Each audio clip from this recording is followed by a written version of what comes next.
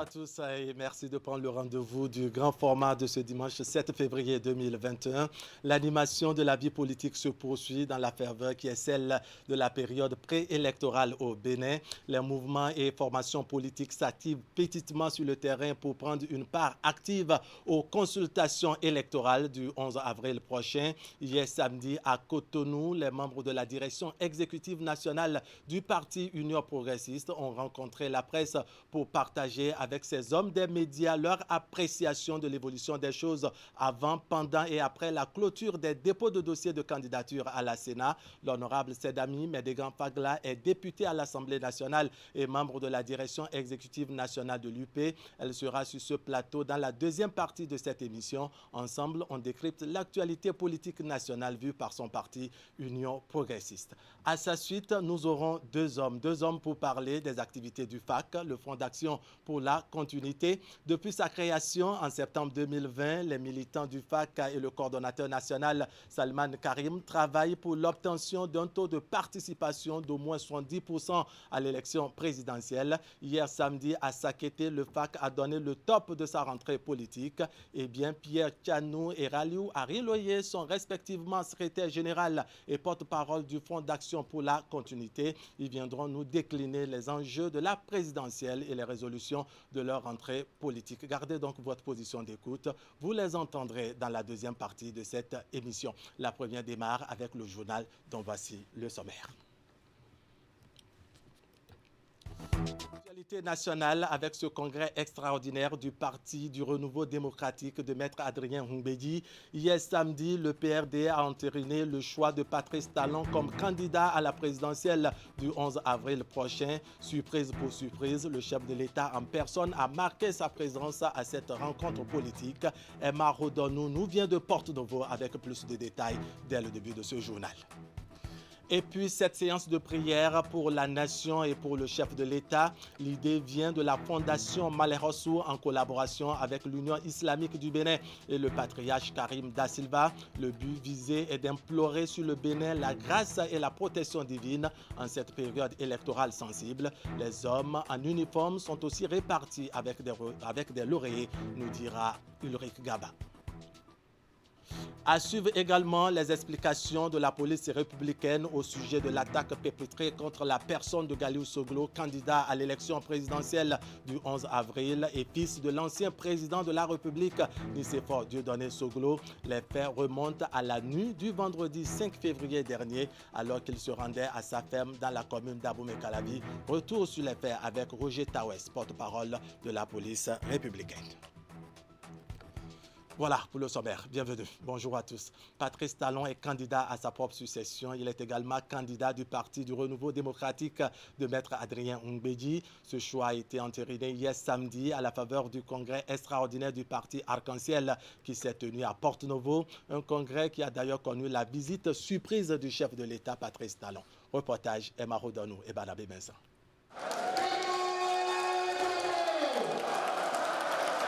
C'est la surprise de ce congrès extraordinaire du Parti du Renouveau démocratique. Patrice Talon, invité surprise de ce congrès, les militants PRD n'en demandaient pas mieux. Eux qui avaient soif de voir le bâtisseur qui a changé le visage de la ville capitale.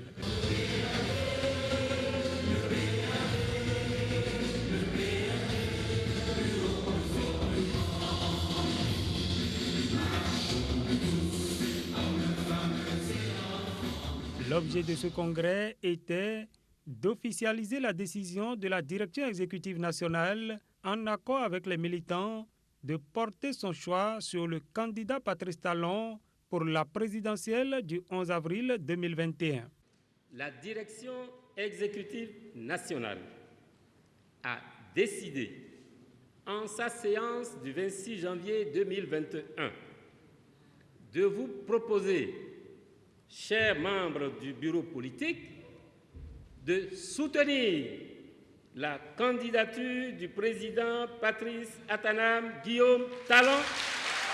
Le bureau politique du Parti du Renouveau démocratique PRD, réuni le 6 février 2021 à Porto-Novo, décide de soutenir la candidature du président Patrice Atanam Guillaume Talon pour l'élection présidentielle du 11 avril 2021,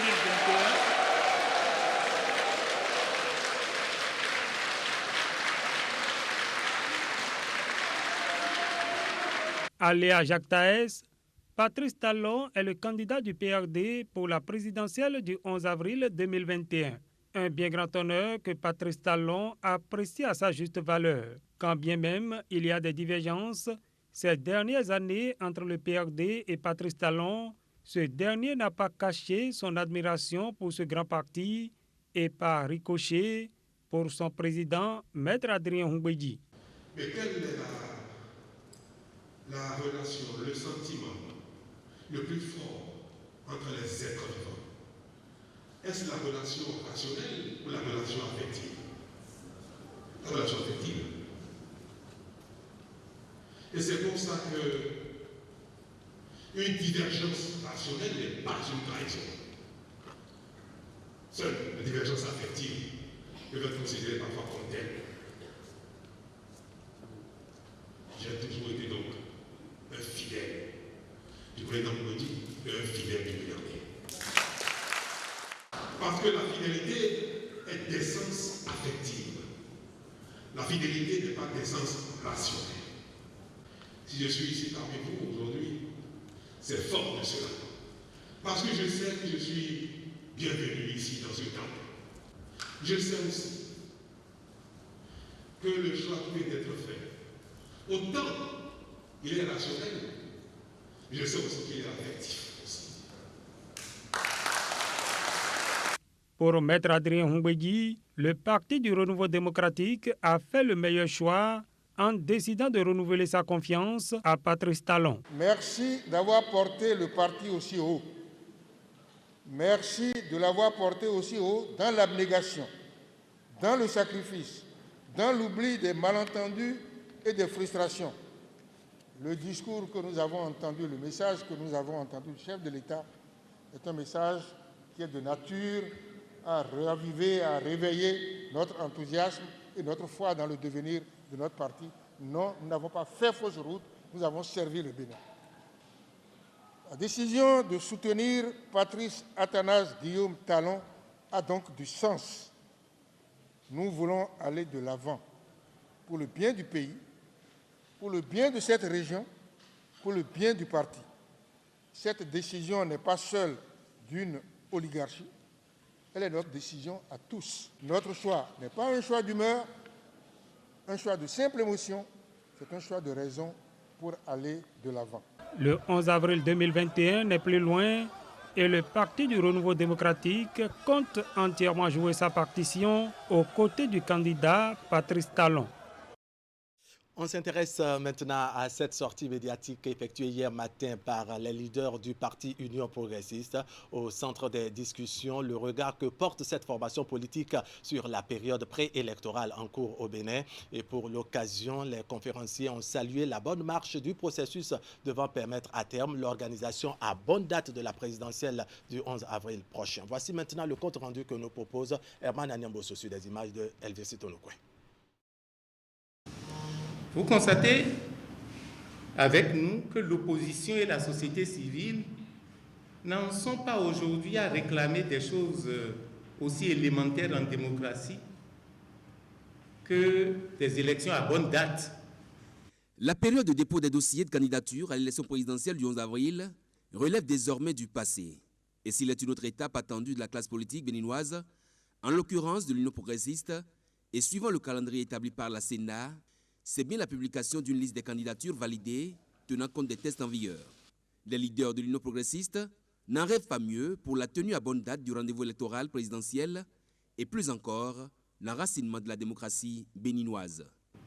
Même les derniers événements, les dernières heures relatives au dépôt à la Sénat des dossiers de candidature pour l'élection présidentielle du 11 avril 2021 nous semblent relever des difficultés inhérentes à la marche de notre système politique vers plus de rationalité, vers plus de rentabilité interne, vers plus d'efficacité. L'Union progressiste et toutes les forces politiques qui l'ont constituée peuvent se réjouir d'avoir emprunté ce chemin beaucoup plus tôt que d'autres. Si les réformes politiques engagées fixent comme condition pour participer à la présidentielle les critères de duo présidentiel et l'obtention du parrainage, l'Union progressiste fustige, dans cette conférence de presse, les propos alambiqués d'acteurs politiques qui ont fait l'option de se conformer partiellement au test. Il y a certains qui continuent de résister, petit à petit ils y viennent. D'autres n'ont pas compris, mais comprendront. Quand les partis vont se renforcer, quand au cours des élections prochaines, les gens vont voir que ce sont les partis d'envergure qui arrivent donc à arracher leur parrainage en amont, le problème ne se posera plus.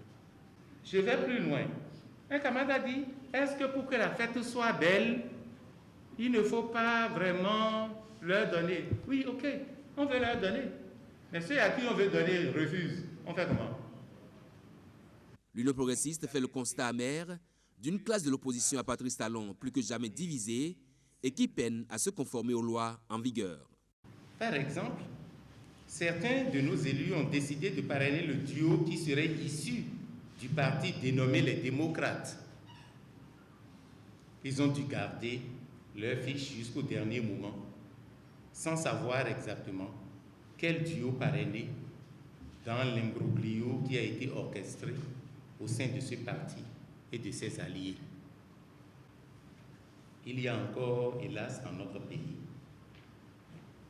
des gens qui estiment que pour baisser la fièvre, il faut casser le thermomètre. Optimiste et serein, le regard que des leaders uno-progressistes portent sur le processus électoral en cours est devant conduire le Bénin à une élection présidentielle paisible. Au-delà, bien des actes confortent ce parti majoritaire à tout point de vue dans sa marche pour un Bénin qui révèle son génie et consacre des avancées majeures. En complément à ce compte-rendu que vous venez de suivre, nous aurons tout à l'heure les explications donc de l'honorable Sedami Mendegan Fagla. Elle est députée à l'Assemblée nationale et membre de la direction exécutive nationale de l'Union progressiste. Elle est déjà d'ailleurs dans nos locaux. Vous l'entendrez dans la seconde partie de ce grand format. Restez donc avec nous et on poursuit avec cette séance de prière musulmane pour le chef de l'État et pour toute la nation entière. Elle est organisée par la Fondation Malher Hossou sur initiative du président de l'Union islamique du Bénin et le patriarche Karim Da Silva. Objectif, implorer la grâce et la protection divine sur le Bénin qui traverse une période électorale sensible. Occasion également de reconnaître et célébrer les mérites des hommes en uniforme. La cérémonie s'est déroulée hier samedi au siège de la Fondation Malher Hossou. Précision, Elvis Tonoukoin et Herman Anyamboso. Récitation du Saint-Coran pour implorer la grâce de Allah le très miséricordieux sur le Bénin. Cette séance de prière, organisée par la Fondation Malher Hossou, est dédiée aux forces de sécurité publique, de défense et assimilées. C'est une prière pour les aider à traverser la période électorale dans la paix, la quiétude et la sécurité. Dieu nous demande d'être reconnaissants. Parce que ces gens-là, ils souffrent pour nous. Parce qu'ils aiment leur pays. Nous devons prier pour eux, beaucoup pour leur famille, leurs parents. Parce que ceux-là, ils font trop pour le peuple béninois et le chef de l'État est conscient. Cette initiative est la vision du premier haut dignitaire musulman au Bénin. Il s'agit du patriarche Karim Da Silva, ici distingué par la Fondation Malher Hossou. J'ai pris conscience qu'il faut valoriser les militaires. Leur vie, le choix ne dépendra pas d'eux-mêmes. Ça vient de Dieu. Quand il pleut, nous sommes à la maison, nous dormons. Eux, ils sont dehors. C'est leur vie, ça. Les corps militaires et paramilitaires invités ont tous répondu présents à cette séance de prière musulmane. Les responsables ont chacun reçu une distinction honorifique pour le travail bien fait dans leur secteur respectif et dans les règles des tests de la République. Merci pour l'honneur qui est fait aux forces de défense et de sécurité. Je voudrais humblement dire que cet hommage que la Fondation Malher Hossou a organisé est dédié au chef suprême des armées. Ce prix, c'est pour un certain nombre de personnes. Et la première personne, vous convenez avec moi, c'est pour le chef suprême des armées. et qui a donné une orientation qui suscite quand même admiration et exemple dans toute la sous-région. Parce qu'au-delà de nos frontières, aujourd'hui, ce que la douane béninoise représente pour la sous-région est immense. Voilà une ONG qui reconnaît les mérites des forces armées béninoises et des forces de sécurité à travers leurs mérites, leur loyauté et leur esprit républicain. Je vous rassure que vous avez et vous aurez toujours une armée républicaine au service du peuple béninois. Plusieurs autres personnes sont également distinguées au cours de cette séance de prière, ponctuée par un message de paix à l'endroit de tous les acteurs politiques, en l'occurrence les candidats à l'élection présidentielle. Voilà, l'association GEID entend des jeunes engagés pour des initiatives de développement effectuées hier samedi sa sortie officielle. Les membres souhaitent travailler pour impacter la gouvernance locale en affichant clairement la participation de la jeunesse. Reportage à Siombo Kanya Siombo. C'est la première sortie officielle de l'association Jeunes engagés pour des initiatives de développement depuis sa naissance en janvier dernier. L'événement symbolise pour ses initiateurs le point de départ d'un nouvel élan dans la contribution de la jeunesse aux actions de développement à la base au Bénin. Dès les premiers jours de l'année 2021, plusieurs jeunes de divers horizons et de divers secteurs de la vie publique ont porté sur les fonds baptismaux l'association Jeunesse engagée pour les initiatives de développement. Suite à un constat qui a été fait au sein de notre société, l'absence de la jeunesse dans la chaîne de développement à la base. C'est pour cela que, convaincus du devoir qui est le nôtre, nous nous sommes réunis au sein d'un creuset pour agir ensemble dans le but de renforcer le développement local et de le rendre davantage inclusif. L'association Jeunes engagés pour des initiatives de développement s'est donné pour mission d'œuvrer pour le renforcement et l'accroissement du développement local à travers une veille citoyenne accrue et la promotion d'initiatives innovantes. Face à la dynamique de la décentralisation qui est en cours, il urge que la jeunesse s'engage à pleinement jouer son rôle d'acteur de premier plan dans la construction de sa communauté. La réussite d'un tel engagement dépend de l'éducation civique assurée aux femmes, aux jeunes, mais également aux adultes. Pour donner du contenu à cette dynamique, des jeunes soucieux du développement de leur communauté se sont réunis au sein de l'association Jeunesse engagée pour les initiatives de développement. La promotion des activités socio-économiques, le soutien à la création d'emplois, le développement du civisme fiscal, la protection de l'environnement, l'organisation de la solidarité entre habitants et entre communautés, la lutte contre l'exclusion, la promotion de l'intégration, l'éducation à la bonne gouvernance sont entre autres les chantiers sur lesquels Jeunesse engagée pour les initiatives de développement entend travailler.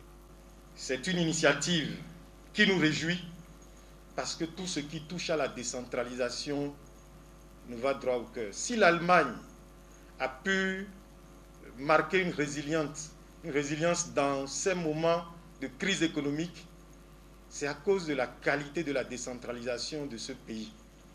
C'est la preuve que lorsque la décentralisation est en marche, le développement suit. Et nous sommes heureux que des jeunes comprennent l'importance de la décentralisation, l'importance du développement à la base et se mettent en association pour impacter ce développement. Les membres de l'association entendent fédérer leurs efforts pour impacter les collectivités locales sans attendre le pouvoir central. Le travail consistera essentiellement à faire des plaidoyers à l'effet d'influencer qualitativement la gouvernance locale. L'Union africaine tient depuis hier sa 34e session ordinaire. Plusieurs chefs d'État africains y prennent part par visioconférence. À cette session, le chef de l'État béninois s'est fait représenter par son ministre des Affaires étrangères et de la coopération, Aurélien Agbenossi. Il parle de l'art et de la culture, de même que la réforme des institutions africaines et la lutte contre la pandémie du coronavirus. On écoute le ministre béninois des Affaires étrangères. Le thème de l'Afrique que nous voulons, c'était le grand thème de la décennie que l'Union africaine avait choisi. Donc nous essayons de décliner chaque année certains éléments. D'abord, en termes d'impact de ce thème-là sur ce que nous faisons, c'est qu'on peut faire un parallèle entre la stratégie de développement du Bénin et ce thème, puisque voilà un pays où nous avons, nous, choisi d'utiliser l'art, d'utiliser la culture, notre patrimoine, le tourisme, pour accélérer notre économie. Et il est heureux que l'Union africaine, je ne veux pas dire qu'elle s'est inspirée seulement du Bénin, mais elle s'inspire de ce que les États font de bien. Et donc que l'Union africaine choisisse aujourd'hui ce thème-là comme le thème de l'année me réjouit. Cela veut dire que, quelque part, le Bénin, dans ce domaine précis encore, est dans la bonne voie. Parce qu'on peut utiliser effectivement l'art, la culture, le patrimoine pour accélérer le développement. Tout notre combat sur, par exemple, la restitution des biens culturels sera convoqué dans ce débat-là pour pouvoir voir comment, avec les œuvres d'art, comment est-ce qu'à partir de ce que nous représentons, ce qui nous définit, à savoir notre patrimoine, nous pouvons accélérer notre développement. Mais les enjeux sont aussi sur les thèmes majeurs qui vont être abordés, les questions majeures qui vont être abordées. Nous allons continuer la réforme de l'Union africaine. Le président Kagame présentera un rapport qui fera l'état des lieux et qui verra sur quel plan cette réforme de nos institutions dans le cadre de l'Union doit continuer, doit s'améliorer. On sait que notre continent, comme le monde entier, fait face à la pandémie de la Covid-19 et il est normal que ce sommet ait choisi aussi d'aborder la question de la pandémie pour voir comment est-ce que nous faisons face à cette difficulté, comment est-ce que nous avançons non pas en rang dispersé où nous essayons plutôt de faire converger les intelligences, de mutualiser nos moyens. Vous savez certainement que la CEDEAO avait déjà, lors du dernier sommet qui a eu lieu aussi en mode virtuel malheureusement aussi, avait déjà convenu que non seulement nous mutualisons les moyens, que nous mutualisons aussi les savoir-faire, et le Bénin a un savoir-faire incontestable. Aujourd'hui, l'OMS reconnaît que l'approche qui a été préconisée par le président Patrice Talon était en tout cas l'une des meilleures, sinon la meilleure. Nous ne faisons pas de confinement parce que nous n'avons pas les services qui permettent de confiner nos populations. Mais si on respecte les gestes barrières, mais si on observe la rigueur et surtout lorsqu'on crée les zones d'évolution pour la population, nous avons créé des zones où l'on ne pouvait pas circuler librement. Nous avons pu contenir d'une certaine manière et surtout, nous avons mis en place un hôpital aujourd'hui spécialisé. Al-Ada a été transformé très rapidement en un hôpital spécialisé dont les résultats sont intéressants. Mais la pandémie progresse et on doit faire attention. Et ce sommet va permettre aussi de rappeler aux dirigeants et aux peuples africains que l'on doit rester vigilant. À l'instant, le ministre béninois des Affaires étrangères et de la coopération sur des propos recueillis par Asion Kanye Apsiangon et Henri Ganti. Les explications à présent de la police républicaine au sujet de l'agression par des individus non encore identifiés du candidat Galiou Soglo, fils de l'ancien président de la République Nicéphore Dieudonné Soglo. C'était vendredi dernier, alors qu'il se rendait à sa ferme à Bomey-Calavi. La police républicaine a rouvert une enquête. On écoute à cet effet Roger Tawes, il est le porte-parole de la police républicaine sur des propos recueillis par Ali Moumouni et Elvis Tonoukouen. Il est revenu à la police républicaine que le vendredi 5 février 2021, alors que M. Galiou Soglo se rendait à sa ferme située dans le village à Vagbert, arrondissement de Kpanrou, dans la commune d'Abomey-Calavi, le véhicule Lexus qui le transportait aurait essuyé des coups de feu simultanément sur ses deux flancs pendant qu'il roulait autour de 20 heures dans la brousse sur une piste isolée située à 3 km environ de la voie bitumée. Son chauffeur aurait réussi à forcer le passage et a poursuivi son chemin avant de se replier sur Cotonou à 30 km plus loin en prenant un contournement.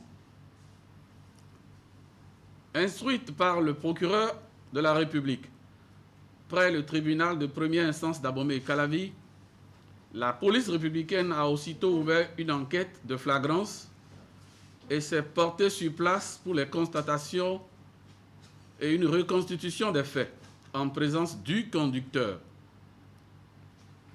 Les spécialistes de la police scientifique et technique sont également intervenus sur le véhicule pour des constatations. Les investigations se poursuivent. Toutes les hypothèses seront étudiées pour élucider cette affaire et déférer la procédure d'enquête subséquente devant le procureur de la République. Les membres du Fonds d'action pour la continuité ont procédé hier à leur entrée politique. Il s'agissait pour les militants de ce mouvement de redéfinir les stratégies nécessaires en vue de prendre une part active à la présidentielle prochaine, et ceci aux côtés du candidat Patrice Talon. La finalité, entre autres, reste la mobilisation pour l'obtention d'un fort taux de participation d'au moins 70%. Tout s'est déroulé à Sakété, nous apprend Emma Rodon. Reportage. Ils sont venus de tous les départements pour prendre une part active ici à Sakété à la rentrée politique de leur mouvement, le Front d'action pour la continuité FAC. Cette rencontre est organisée pour permettre aux membres du FAC de faire un point d'étape de l'installation des différentes coordinations sur toute l'étendue du territoire national et d'affûter leurs armes pour la prochaine élection présidentielle. C'est à dessein que le thème a été retenu et qui porte sur le FAC à l'élection présidentielle d'avril 2021, enjeux et stratégie. En réalité, nous sommes à une séance de travail. Je m'en voudrais de ne pas appeler votre attention sur les deux éléments de ce thème, les enjeux de cette élection présidentielle et également nos stratégies que nous devons pouvoir affûter à partir d'aujourd'hui pour pouvoir atteindre l'objectif que nous sommes assignés, c'est-à-dire travailler pour un taux de participation d'au moins 70%. Nos stratégies, nous allons les partager ensemble. Nous allons voir quelles seront nos méthodes de travail, quelles seront nos approches, afin que nous puissions réellement atteindre, n'est-ce pas, le dernier hameau de notre pays. Nous en sommes capables parce que nous sommes représentés partout. Pour réussir le pari d'atteindre le dernier hameau du Bénin, le FAC a eu le temps de tisser sa toile. Les statistiques se présentent comme suit.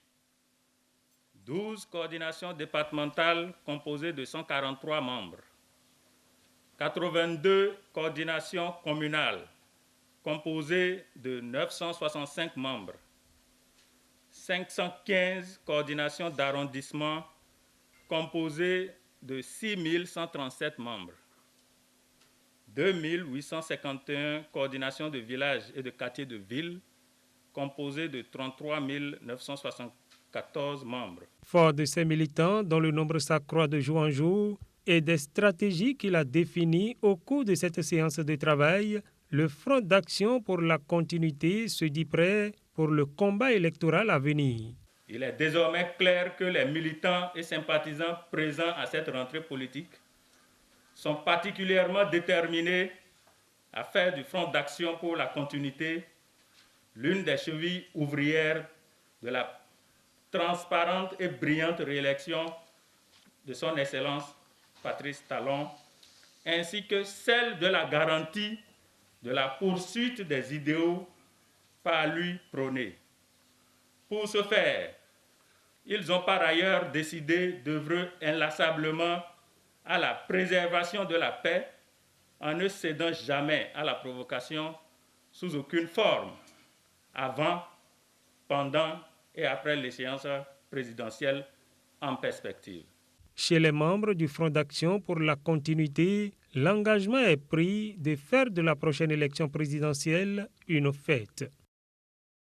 Allez, en complément à ce reportage que vous venez de suivre, donc nous aurons sur ce plateau tout à l'heure un duo. D'abord, Pierre Tchanou, il est le secrétaire général du Front d'action pour la continuité, et Raliou Arinloye, il en est le porte-parole. Ce serait donc dans la deuxième partie de cette émission. On quitte maintenant les tralala de la politique pour s'intéresser maintenant à cette remise de l'eau aux gagnants de la tombola facture normalisée. La cérémonie a regroupé à Boycon les lauréats des départements du Zou et des Collines. L'événement s'est déroulé sous la supervision de Maître Maxime René Assogba, huissier de justice, qui a attesté de la transparence du jeu. L'initiative de cette tombola vient des responsables de la Direction générale des impôts. Elle a pour but d'inciter les consommateurs finaux à exiger une facture normalisée aux entreprises, ce qui participe à l'assainissement des finances publiques. Plus de précisions avec Imet Hélène Amoussou et Georges Vaudounon. Ces chèques remis témoignent de la bonne citoyenneté des bénéficiaires. Lauréats de la tombola facture normalisée, ces hommes et femmes ont été retenus à l'issue d'un tirage au sort. Ils reçoivent ici des mains des responsables de la Direction générale des impôts le prix de leur engagement à se conformer aux nouvelles exigences en matière fiscale. Cette tombola tire son fondement d'un règlement daté du 15 juin 2020 qui stipule qu'il suffit seulement que vous soyez personne physique non acteur de la réforme, consommatrice finale, résidant sur le territoire national pour participer à la tombola en exigeant du contribuable détenteur de la machine électronique certifiée de facturation MECEF la facture normalisée après achat. Que participant à cette tombola, vous avez la chance de gagner des lots des tirages hebdomadaires, mensuels et annuels. La cérémonie de remise entre dans le cadre de la promotion de l'utilisation des factures normalisées délivrées par les machines électroniques certifiées de facturation MECEF.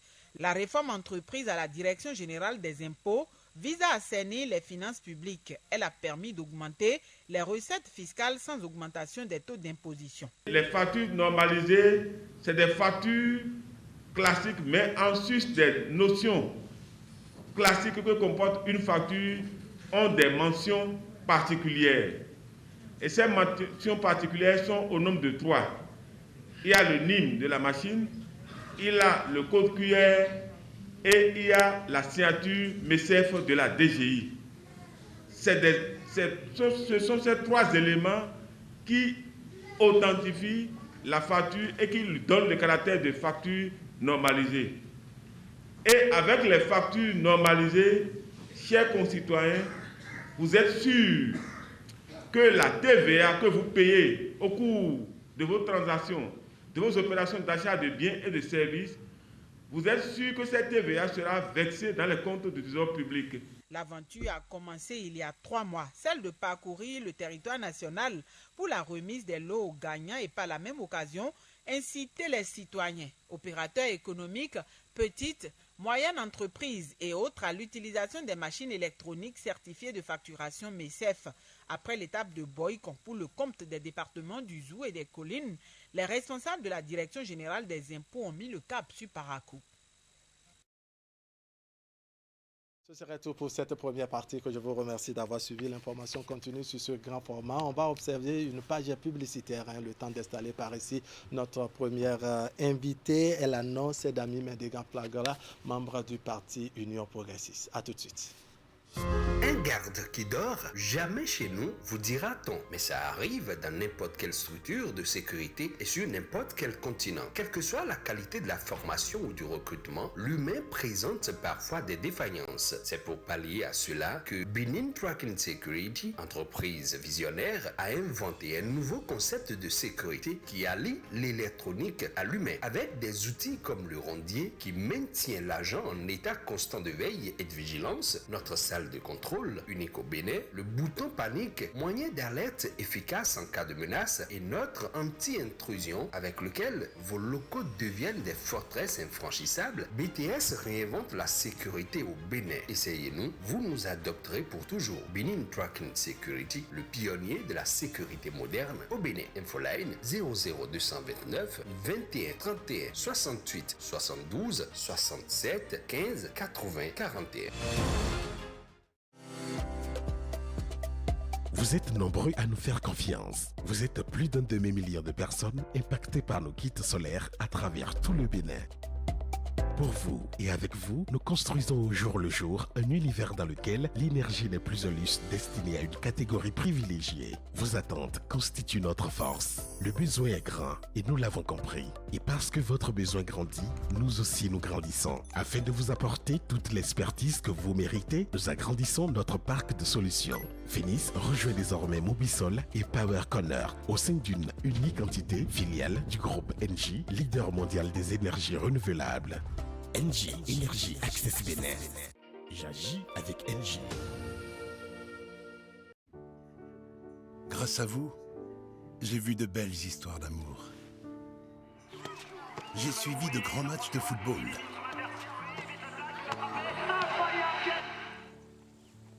Grâce à vous, j'ai fait de magnifiques voyages. Et dépassant 6000 mètres d'altitude. J'ai partagé pas mal de fous rires. Et j'ai même assisté à des courses-poursuites endiablées. Bref, j'ai vu tellement de belles histoires en vous regardant que chaque jour, je me dois d'être à la hauteur. Chaque jour, ensemble.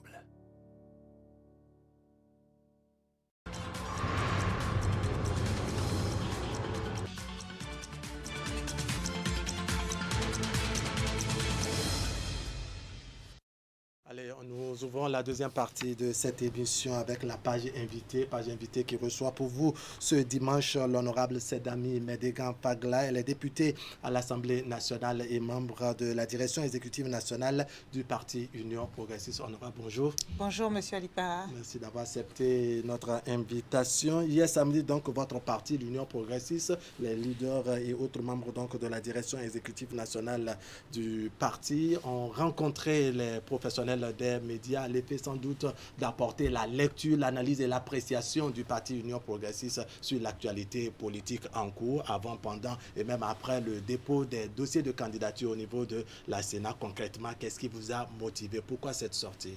Alors, il était important qu'en tant qu'acteur majeur de la mouvance et de tout ce qui se passe aujourd'hui dans notre pays, que l'Union progressiste donne le ton, donne l'information à nos concitoyens sur sa posture, et explique en réalité ce qui se passe dans notre pays. Parce que vous avez constaté que beaucoup de voix s'élèvent, on essaie d'entretenir une certaine cacophonie, il y a un certain nombre d'amalgames que certaines personnes essaient d'entretenir.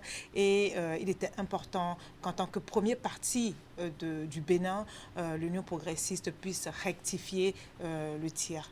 D'accord. Alors, vous êtes député à l'Assemblée nationale. Vous avez voté un certain nombre de lois en vigueur aujourd'hui, dont le parrainage en cours. Mais on a constaté que lors du dépôt des dossiers, on a enregistré donc une vingtaine de candidatures. Ne pensez-vous pas que ce travail que vous avez fait à l'Assemblée nationale relatif donc au parrainage n'a pas eu grand effet? Ça n'a rien réduit concrètement. Alors, je pense qu'il est véritablement trop tôt pour conclure que le parrainage n'a pas permis de réduire le nombre de candidats que nous avons. Notamment les candidatures fantaisistes. Oui, en tout cas les candidatures fantaisistes. Vous savez, moi je ne pense pas que nous sommes au début de la procédure de sélection des candidats. Et toute personne qui veut peut aller exprimer son intention d'être candidat aux élections présidentielles. Il faut attendre la fin du processus. Il faut attendre que la Sénat finisse d'analyser, d'étudier les dossiers et nous sorte la liste finale des candidats retenus, des réels candidats, avant de pouvoir faire tirer ce type de conclusion. Je pense que nous sommes dans la procédure normale, qu'il est trop tôt pour conclure. Mais ma conviction aujourd'hui, c'est que nous n'allons pas retourner en arrière, parce que je me rappelle en 2012, 2016 pour les élections présidentielles. Je me rappelle du bulletin unique de vote où il y avait plus d'une trentaine de candidats. Il était clairement difficile même de lire, d'identifier le candidat qu'on soutenait. De son choix, il fallait qu'on écarquille les yeux. Et je reste convaincue qu'aujourd'hui, nous allons avoir une liste de candidats, en tout cas un bulletin unique de vote plutôt clair, où on pourra identifier clairement qui sont les duos qui compétiront. D'accord. On a souvenance que dans la commune d'Abomey-Calavi, lors de la désignation du candidat de votre parti, Union progressiste, donc en désignant Patrice Talon comme candidat, une des orientations du parti, n'est-ce pas, c'est de ne parrainer que les candidats portés par un parti politique légalement constitué en République du Bénin. Ne pensez-vous pas que ça visait certains membres de l'opposition, notamment Joël Aïvo, pour le nommer directement, qui lui est porté par un front qu'on sait qui n'est pas un parti politique. Le front n'est pas un parti politique. Non, alors, d'abord, la première partie de votre question, est-ce que la décision de l'Union progressiste visait à exclure certaines personnes, notamment Joël Aïvo? Absolument pas. Vous savez, comme moi, que l'Union progressiste est partisan, est une cheville ouvrière des réformes du système partisan depuis le début. Et bien avant, les acteurs principaux les acteurs politiques principaux de ce pays ont commencé à réclamer ces réformes depuis 2012. Donc, il est tout à fait normal qu'aujourd'hui, qu'il y ait un chef d'État qui est prêt à aller au bout de ces réformes, que ces acteurs se rangent à ses côtés et aillent soutiennent ces réformes. Et il est évident que dans cette posture, en cohésion avec la logique de l'Union progressiste, ils puissent recadrer le parrainage, ils puissent donner une certaine ligne à ces élus pour rappeler aux élus que notre objectif, en fait, c'est quand même de replacer les partis politiques au cœur de la gestion du pouvoir d'État, de responsabiliser les partis politiques dans notre démocratie. Et donc, il faut leur donner toute cette place-là et ne parrainer que les candidats portés par les partis politiques. Maintenant, vous dites que le Front pour la restauration de la démocratie est constitué d'un parti politique. Vous savez, je vais répondre à ça de deux manières. Allons-y. Oui, à mon sens, à moi, ce Front représente aujourd'hui tout ce que la réforme du système partisan veut éviter, puisque nous avons plutôt une alliance de circonstances, on a un regroupement de partis politiques qui se mettent ensemble lorsqu'il y a des élections qui arrivent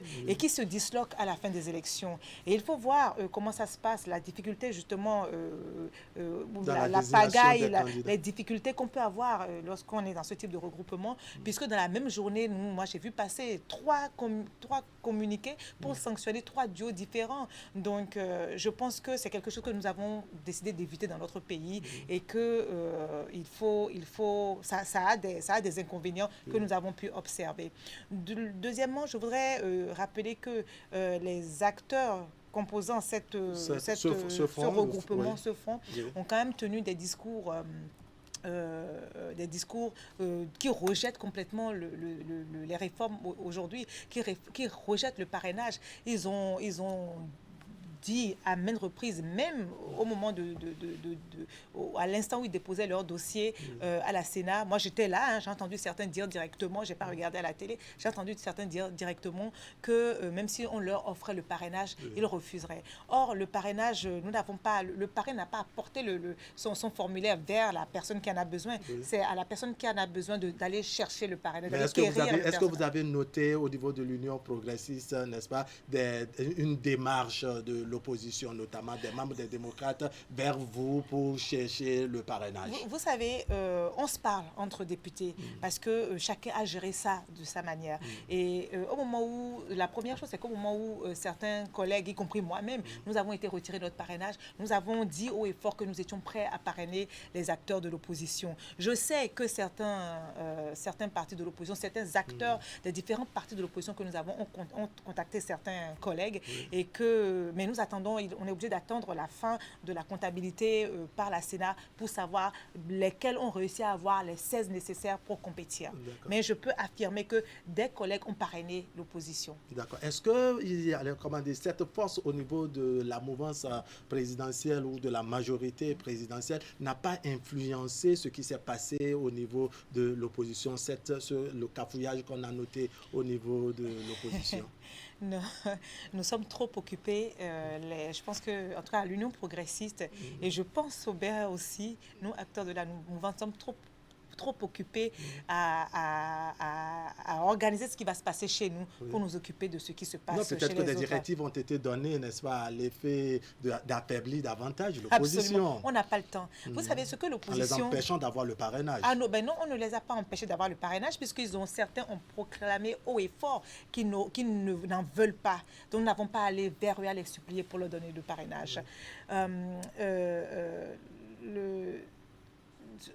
La question. Oui, la question était de savoir si votre parti, sinon la majorité de façon globale, n'a pas influencé donc, la pagaille qu'on a notée au niveau de l'opposition. Nous n'en avons pas le temps. En fait, ce que moi je voudrais dire, c'est que ce qu'ils vivent en ce moment, ce que le front, les acteurs de cette frange de l'opposition vivent en ce moment est totalement inhérent à l'œuvre de construction, à l'œuvre de mise ensemble des acteurs politiques pour constituer un grand ensemble. Nous l'avons vécu à l'Union progressiste, vous savez. Au début, au début de 2018, puisque nous avons commencé le processus en mi-2018, ce n'était pas facile parce qu'il fallait que chacun mette son ego de côté pour plutôt valoriser l'intérêt général, l'intérêt commun. Et ça, nous avons appris à le faire dans le temps. Ça fait maintenant plus de 2 ans que nous avons appris à le faire. Ça n'a pas été noté au niveau de l'opposition. Oui, mais ils viennent de commencer. Et il ne faut pas qu'ils se découragent. Il faut qu'ils continuent. C'est tout à fait normal. Mais ça dit qu'ils ne se sont pas réveillés très tôt.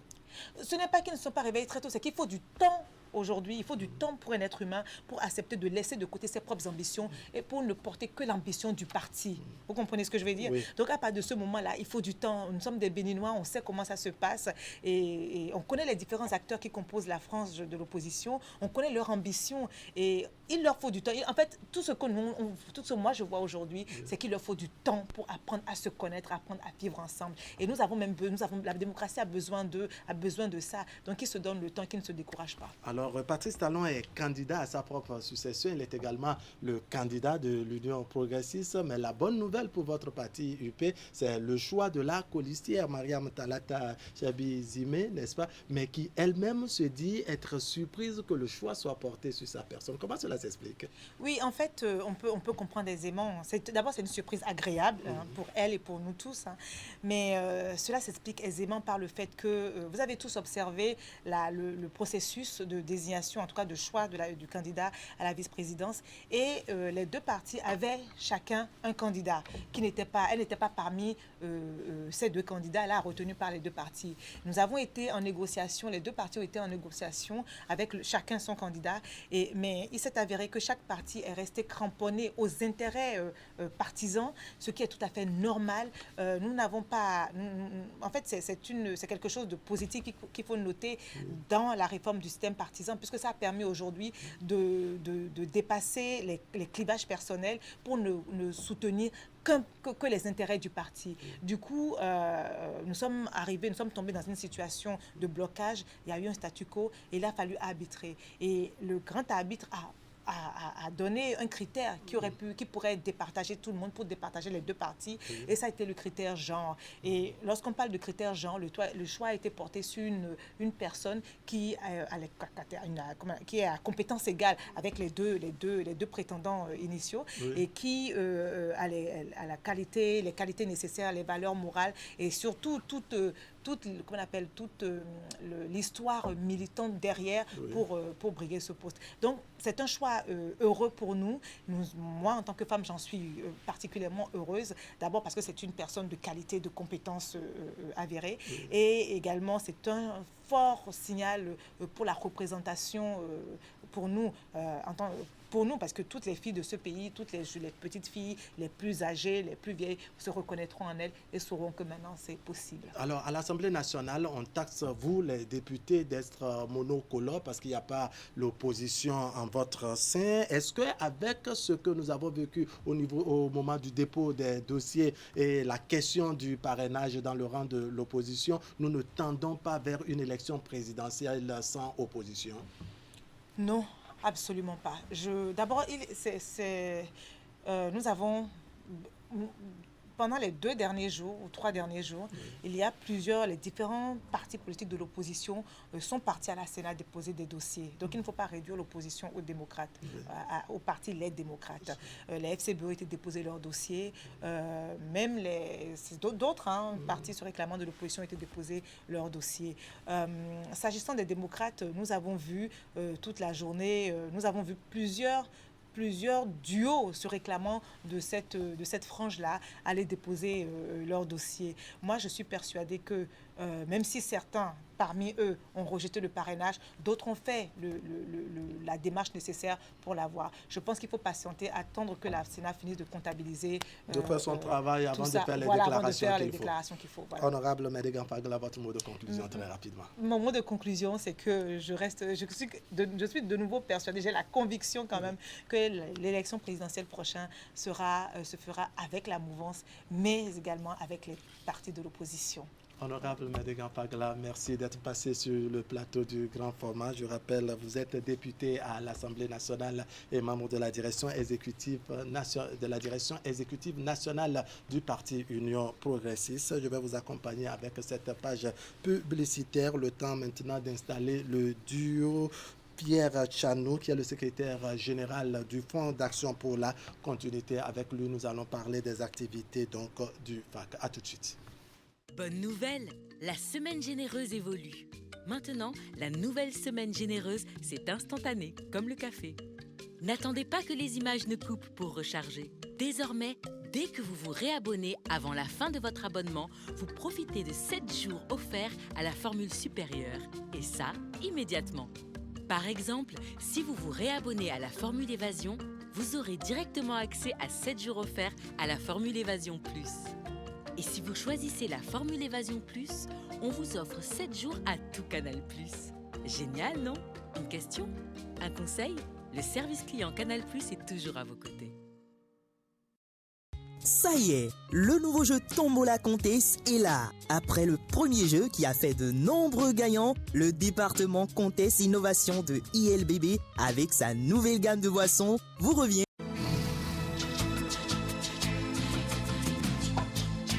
Vous aimez la qualité, vous exigez la finesse. Pour tous vos travaux en impression, flyers, affiches, dépliants, brochures, calendriers, facturiers, faire-part, cartes de mariage, cartes de visite et vos travaux en sérigraphie.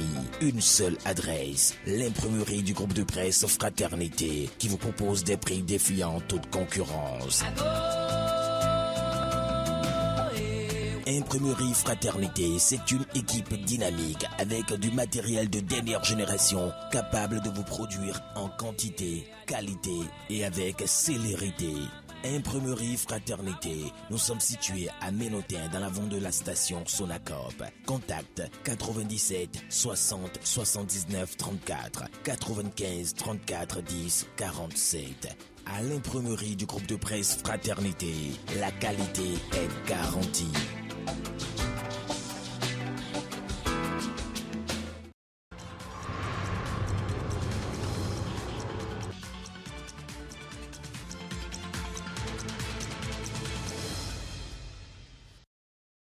Pierre Tchanou, bonjour. Bonjour, monsieur le journaliste. Merci d'être venu sur le plateau du grand format. Vous êtes le secrétaire général du Fonds d'action pour la continuité. Si j'ai bonne mémoire, vous êtes né en septembre 2020. C'était à Sakété. Qu'est-ce qui concrètement, n'est-ce pas, a motivé la création de votre mouvement, le Fonds dont vous êtes le secrétaire général? Je vous remercie une fois encore, monsieur le journaliste. Je salue les spectateurs de Canal 3 Bénin. Pour ce qui concerne le Front d'action pour la continuité, les motivations sont de plusieurs ordres, mais nous allons nous concentrer sur l'essentiel. Oui, allons-y. Nous sommes de plein pied dans la réforme du système partisan. Et vous savez qu'en 2019, il y a eu les législatives avec un taux de participation de 27% environ. Oui. En 2020, nous avons les communales et les municipales. Élections de proximité, élections qui touchent presque tout le monde, toutes les familles, mais nous n'avons pas franchi la barre de 50%. Les présidentielles sont à côté et un homme politique sérieux ne peut pas se réjouir de tels résultats après la réforme du système partisan. Nous nous sommes posé des questions. Est-ce que la réforme est pertinente? Oui, la réforme est pertinente parce que tous les acteurs politiques sont unanimes sur le fait que nous devons aller vers des partis politiques solides et nous devons pouvoir constater que les partis politiques arrivent à conquérir le pouvoir d'État et à le gérer. Oui. Okay. Donc, il n'y a pas de doute sur la pertinence de la réforme. Là où nous avons fouillé un peu, c'est le contexte. Dans quel contexte ces réformes-là sont appliquées et quels sont les acteurs qui animent la vie politique au moment où nous avons fait ces élections-là. Et c'est ça qui a fait que le 20 septembre 2020, le 12 septembre 2020 à Sakété, 7 mouvements politiques d'envergure nationale se sont retrouvés, ont réfléchi et ont convenu de mettre en place le Front d'action pour la continuité pour, dans un premier temps, aller dans les contrées où les partis politiques ont des difficultés pour sensibiliser la population, les donner toutes les informations relatives aux avancées du programme d'action du gouvernement et puis les amener à toucher du doigt comment le Bénin avance aujourd'hui, comment le Bénin est gouverné, comment nous arrivons progressivement à stabiliser un certain nombre de domaines, par exemple en économie, en agriculture, et ainsi de suite. Quand je prends l'électricité, quand je prends la sécurité, où aujourd'hui nous allons vers un commissariat de police dans chaque arrondissement. Donc, il faut montrer à la population que le gouvernement qui est là, un gouvernement qui fait marcher le Bénin, et donc on peut compter sur tout ce qui se fait au niveau de ce régime-là. Alors, très rapidement, est-ce qu'il n'y a pas de contradiction lorsque la réforme du système partisan veut que les partis politiques animent la vie politique et que ce soit vous, mouvement, n'est-ce pas, qui allez expliquer aux populations sur le terrain le travail, par exemple, d'un gouvernement alors que vous n'êtes pas un parti politique? Oui, la réforme du système partisan, nous sommes au début. Oui. Les partis politiques sont encore un peu fragiles. C'est maintenant que les partis s'organisent pour installer les structures à la base, au niveau des villages, au niveau des arrondissements, avec toute la lourdeur que nous leur connaissons. Or, les mouvements... C'est plus souple quand il s'agit des mouvements. Quand il s'agit des mouvements, c'est plus souple. Donc, nous travaillons en synergie avec ces partis-là pour toucher le maximum d'électeurs et leur faire comprendre tout ce qui se fait de bon dans le pays. Et c'est pourquoi ces mouvements-là se sont réunis et ont mis en place le FAC. Et ils ont unanimement décidé de faire coordonner le FAC par le ministre Salimane Karimou. C'est lui le coordonnateur national du FAC. C'est sous son leadership que nous travaillons.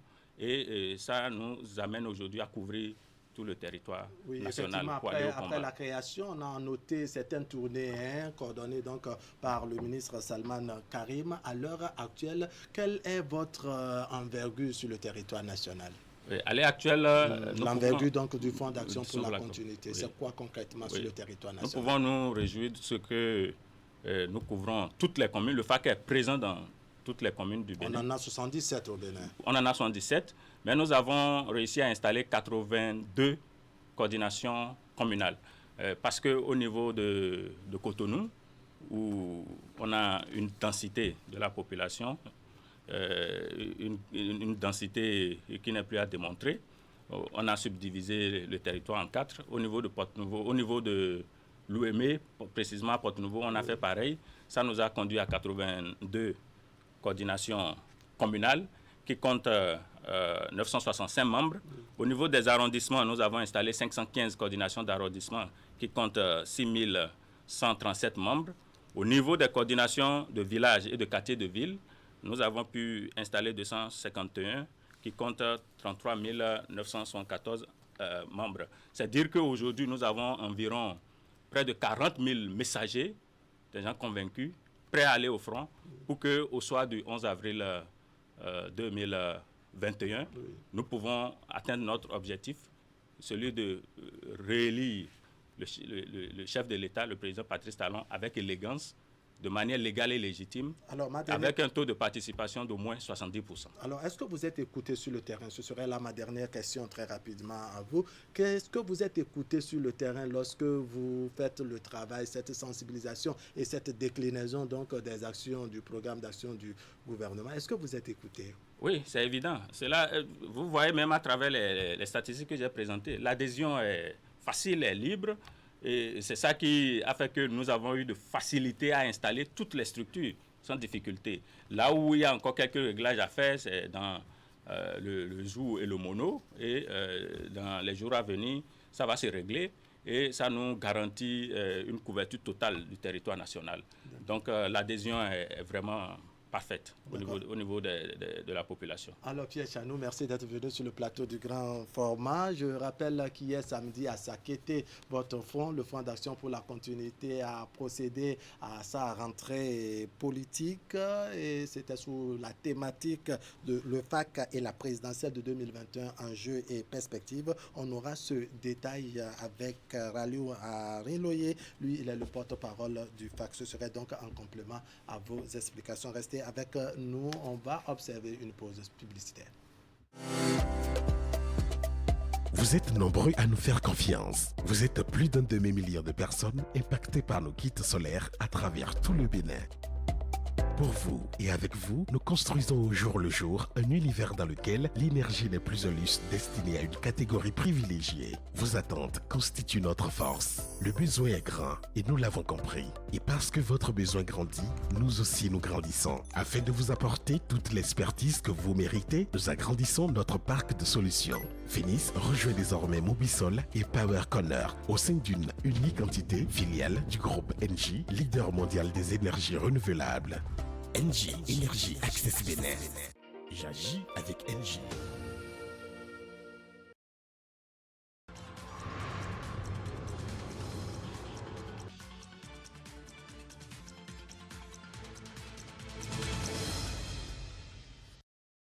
Raliou Ariloye, bonjour. Bonjour, M. Wab. Merci d'être venu sur le plateau du grand format. Vous êtes le porte-parole du FAC, le Fonds d'action pour la continuité, en complément donc aux explications tout à l'heure de Pierre Tchanou, qui est le secrétaire général du Fonds, n'est-ce pas? Hier, disais-je, votre mouvement, votre fonds a donc organisé sa rentrée politique. C'était à Sakété. Que s'est-il passé exactement, de façon résumée? Merci beaucoup. Je voudrais d'entrée de jeu vous former mes vœux les meilleurs pour cette année et pour toute la structure que Dieu vous accompagne. Amen. Je voudrais vous remercier pour nous avoir permis d'être ici avec vous ce matin pour pouvoir dire effectivement par rapport à la journée d'hier, ça a été l'occasion pour nous, après le symposium du 12 septembre 2020 à Sakété, symposium au cours duquel nous avons quand même essayé d'arrêter un certain nombre de stratégies par rapport au FAC, le Fonds d'action pour la continuité que nous avons mis sur le fonds baptismaux, avec un certain nombre de partis, de mouvements politiques dans le pays et avec un certain nombre d'acteurs politiques. À la naissance, je crois que vous étiez 7 ou 8. On était 8, nous étions 8 mouvements. Voilà. Et au cours de ce symposium, il a été dit qu'il fallait quand même essayer tout de suite maintenant de mailler l'ensemble du territoire national.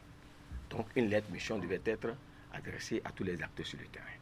Et je crois que vous n'êtes pas sans savoir que c'est M. Salman Karim, l'actuel ministre des Enseignements maternels et primaires, qui est le coordonnateur national du FAC. Donc, il a apporté lui-même les lettres de mission au niveau de tous les 12 départements du pays. Et à travers cette lettre de mission, c'était juste pour permettre à tous les acteurs qui sont les nôtres, qui composent avec nous, à tous nos camarades, de pouvoir vraiment installer les coordinations dans tout le pays. Donc, 4-5 mois environ après, il fallait quand même faire le retour et préciser où est-ce que nous sommes actuellement et par rapport aux échéances qui s'annoncent, qu'est-ce que nous faisons.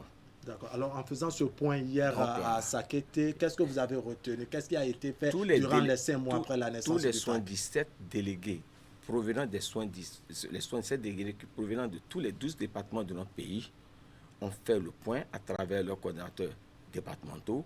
Et c'est avec beaucoup de satisfaction que nous avons constaté que le dernier village béninois pratiquement est déjà touché par le FAC.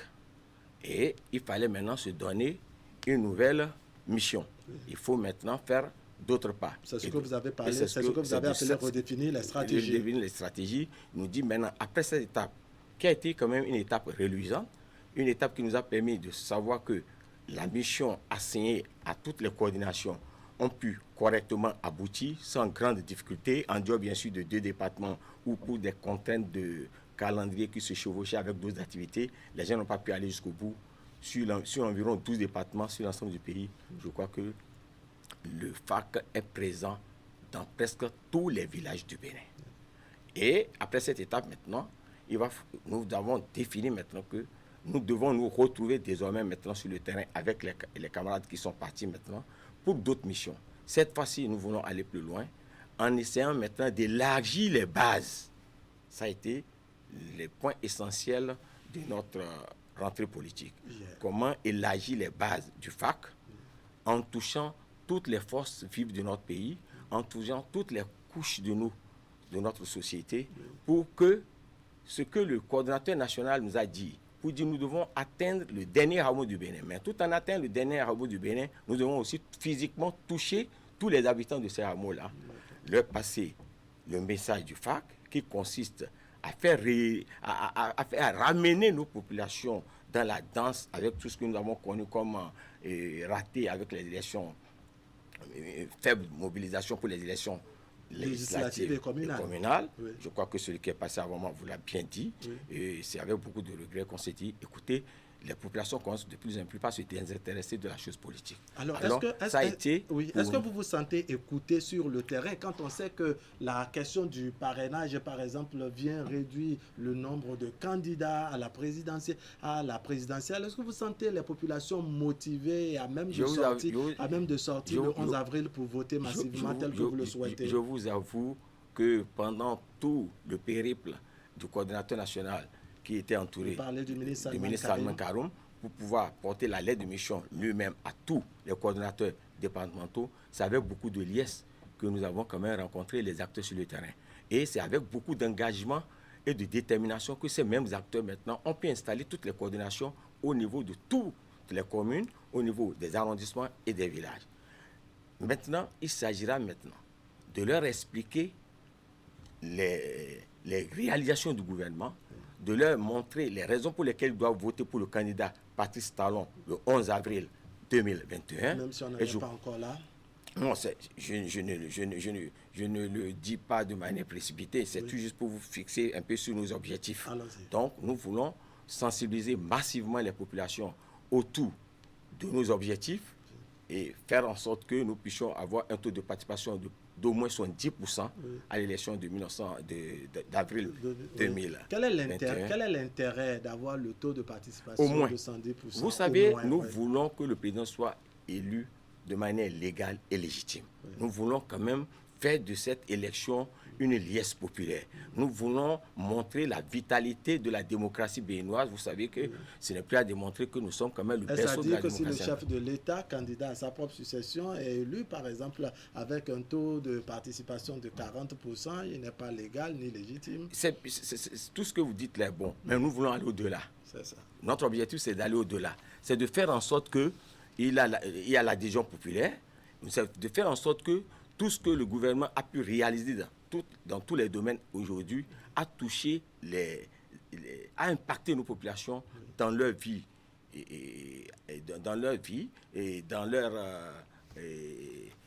quotidien. Et à partir de cet instant, il faudrait quand même aller désintoxiquer par endroits les populations pour les amener quand même à sortir massivement pour voter, pour comprendre bien sûr les grandes réalisations du gouvernement qui tapent à l'œil. Et à ce titre, je crois que tous nos éléments sur le terrain, tous nos messages sur le terrain sont au front et ils sont en train de travailler sérieusement pour que ces objectifs-là soient atteints. Et j'avoue qu'à ce niveau-là, nous devons saluer aussi le leadership du coordinateur national qui a su, pendant tous ces passages, pendant toutes ces rencontres, utiliser les mots justes pour pouvoir quand même amener les Béninois que nous sommes à faire la politique autrement.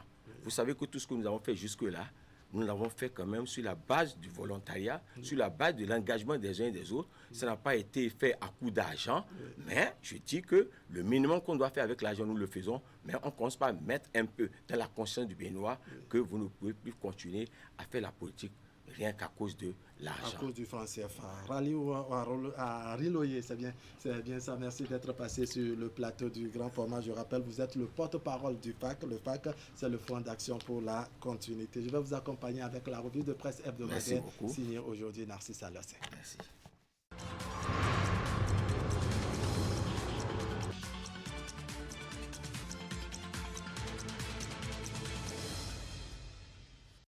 Bonjour à toutes et à tous. Dans la course pour la succession à Patrice Talon, la magistrature suprême, 20 Béninois expriment leur intention, informent les journaux cette semaine. Dépôt des dossiers présidentiels 2021, 20 déclarations enregistrées à la Sénat, pointe le quotidien La Nation dans sa livraison de vendredi dernier. Plus loin, le journal Le Potentiel publie un album photo de ses prétendants au fauteuil présidentiel. Présidentiel d'avril prochain affiche en manchette la publication le visage des 20 candidats enregistrés en attendant le tri. Nord-Sud Quotidien lui propose à ses lecteurs la liste de ces potentiels candidats et leurs colistiers révèle leur appartenance politique. Le quotidien Fraternité parle d'une pléthore de candidatures pour le scrutin présidentiel d'avril prochain. Le journal Matin Libre nous plonge dans les images de cette cérémonie de dépôt des dossiers de candidature. Des candidatures diverses, ajoute le journal, qui précise qu'il y a des duos tout comme des singletons avec ou sans parrain. Le journal Les 4 Vérités fait le point et constate que le record de l'élection de 2016, où 48 dossiers de candidature avaient été enregistrés, n'a pas été battu. Et au nombre de ces candidatures enregistrées cette année, Fraternité rappelle qu'il y a celle de Patrice Talon, le président sortant, et candidat à sa propre succession. Le journal nous rend compte de l'ambiance qui a prévalu à la Commission électorale nationale autonome autour de l'exercice de dépôt de la candidature de l'actuel occupant du palais de la Marina. À en croire mon confrère, des Béninois ont attendu Patrice Talon devant la Sénat pour lui faire une aide d'honneur, mais se sont contentés de transmettre le message à sa colistière, Mariam Talata. La vice-présidente de l'Assemblée nationale est venue avec une délégation ministérielle, renseigne le Canard, pour lequel la bataille pour le deuxième mandat est bien lancée. Le quotidien Le Challenge parle d'une gigantesque mobilisation à la Sénat autour de la candidature de Patrice Talon. En face, l'opposition part en lambeaux, constate les publications. Selon le quotidien La Cloche, l'opposition radicale au régime de la rupture présente plusieurs duos de candidats pour cette élection présidentielle. Le quotidien Fraternité nous apprend qu'Irénée Agossa, suspendu du Parti Les Démocrates, a aussi déposé sa candidature à cette élection présidentielle. L'homme a formé un duo avec Corentin Koroué, ancien préfet des départements du Mono et du Koufo, précise le Canard de Ménotin. C'est une opposition mal inspirée qui compte sur la pression d'un chef d'État étranger pour valider une candidature non conforme aux tests en vigueur en République du Bénin, dénonçait Irénée Agossa quelques jours plus tôt dans les colonnes de Fraternité. Je ne suis pas prêt à accompagner un dossier incomplet. Et puis, un chef d'État étranger ne peut pas nous imposer une candidate en contrepartie du parrainage. Je suis prêt à soutenir le parti quand nous sommes dans la logique de la loi, a lancé l'ancien nationaliste. Et finalement, le parti Les Démocrates a présenté officiellement le duo Réki Amadougou, Yves-Patrick Djivo comme candidat. Une désignation qui, selon l'autre quotidien, a été faite après une nuit casse-tête. Même son de cloche avec le quotidien Le Matinal, qui croit savoir que l'accouchement était difficile pour ce qui est du choix du duo des démocrates. Un accouchement difficile dont le résultat, poursuit mon confrère, affiche l'identité de deux inconnus au front du parti. Ainsi donc, le parti Les Démocrates n'a plus opté pour le professeur Joël Aïvo comme annoncé, constatent les journaux. L'universitaire sera plutôt le porte-étendard du Front pour la restauration de la démocratie, renseigne Fraternité.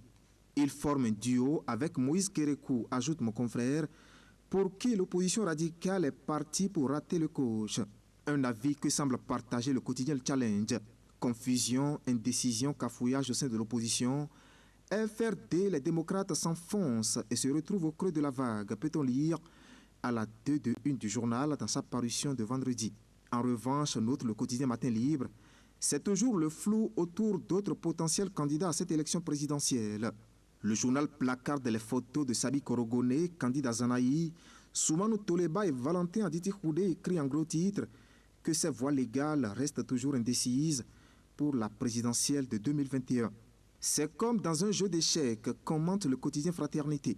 Et à ce jeu, on passe à côté quand on ne sait pas jouer, prévient le journal, qui ajoute que dans un tel contest de course à la marina, s'embarrasser de micmac et d'indécision, c'est donner la possibilité à son challenger d'avoir du temps pour contrer ses plans. Pour le tri de cette vingtaine de candidatures à cette élection présidentielle, le quotidien Matin Libre nous rappelle que le rendez-vous est pris pour le 10 février prochain à la Commission électorale nationale autonome, Sénat. Dans tous les cas, l'opposition sera bel et bien de la partie, semble se réjouir Libération. Finalement, la prochaine élection présidentielle sera inclusive, s'exclame la publication pour laquelle l'élection aura lieu avec toutes les sensibilités politiques de l'heure au Bénin. L'autre quotidien se penche sur les candidatures fantaisistes et se désole qu'elles décrédibilisent l'élection présidentielle. Apparemment, commente mon confrère, ni le législateur ni la Sénat n'ont pu trouver les moyens appropriés pour mettre fin à ce type de dérive qui banalise ou ternit l'image des candidatures et la portée de l'élection présidentielle pour la nation béninoise. Pour cette compétition électorale, la ville de Ouida apporte un soutien financier à Patrice Talon pour le paiement de sa caution, informe le quotidien matinal. Ouida paye la caution de Talon, pointe le journal. À en croire mon confrère, les 50 millions de francs CFA exigés par le code électoral pour prendre part à l'élection présidentielle sont garantis pour le candidat Patrice Talon. Le chèque représentant la dite caution a été remis au président candidat par une délégation des filles et fils de la cité d'Ekpassé. C'était à l'issue d'une cérémonie fort simple qui s'est déroulée au domicile du chef de l'État, ajoute le matinal. Dans la suite de cette semaine, les journaux nous apprennent que le Bénin rejette le rapport d'activité de la Cour africaine des droits de l'homme et des peuples pour modification de son règlement intérieur. Sommet UA, modification du règlement intérieur de la CADHP, le Bénin s'oppose à l'adoption du rapport d'activité de cette Cour, titre en bas de une, l'autre quotidien dans sa livraison de jeudi. Selon le quotidien matinal, le ministre des Affaires étrangères et de la coopération Rolin Agbenonsi dénonce la substitution de la Cour à la conférence des chefs d'État. Au port autonome de Cotonou, l'ambiance qui prévaut depuis peu est lourde, renseigne le journal Le Potentiel. Dans les locaux de l'administration portuaire, certains agents en conflit avec les règles ont un sommeil troublé. En cause, poursuit mon confrère, les structures judiciaires sont à fond dans un travail d'investigation aux fins d'élucider une double affaire au contour ambigu. Il s'agit d'une affaire de publication d'un dossier d'appel d'offres juxtaposé à des faits de corruption, précise Le Potentiel. C'est l'essentiel à retenir cette semaine de l'actualité, vue et commentée par les journaux. Merci de m'avoir suivi et à la semaine prochaine. Ce serait donc tout pour cette édition. Merci de nous avoir suivis. L'information se poursuit sur Canal 3 Bénin. On va se retrouver demain pour partager le reste de l'actualité. Allez, portez-vous bien.